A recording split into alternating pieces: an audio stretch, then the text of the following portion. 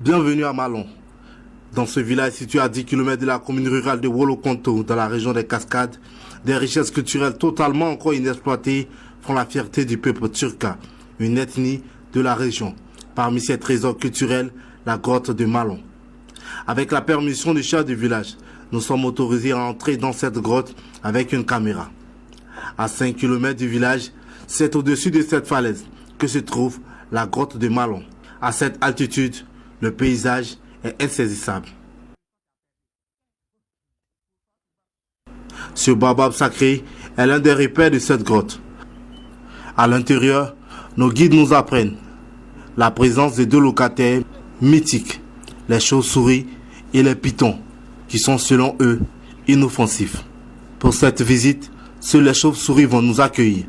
Lorsque nous parcourons la grotte, c'est un très beau spectacle avec des lieux compartimentés qui, selon les récits des guides, étaient des chambres et des lieux de conservation de nourriture que nous pouvons observer. C'était un lieu où on faisait l'extraction du minerai de fer et par la suite ça a été un lieu de refuge, un lieu de repli tactique des Turcs au temps reculé. Et nous sommes là pour mettre à nu les valeurs culturelles turques et de ce fait, nous avons même programmé des journées culturelles et nous demandons aux bonnes volontés de venir découvrir le pays turc, venir à Malon découvrir les réalités de ce qui s'est passé autrefois. Malheureusement, cette grotte est en train de s'effondrer, engloutissant avec elle une partie de l'histoire du peuple turca, d'où l'appel des fils du village.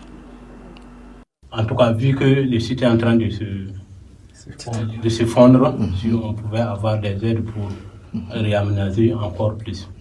Voilà. L'accessibilité aussi, là-bas aussi n'est pas aussi accessible.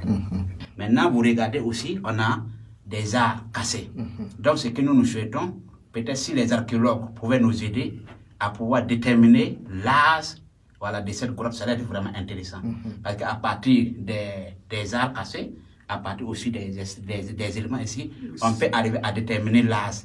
Et si on arrive à déterminer l'âge, ça peut vraiment arriver à valoriser plus. Nous tenons vraiment à remercier BF. Comme vous venez de le voir dans ce reportage, la région des Cascades regorge de beaucoup de potentialités en termes de sites touristiques.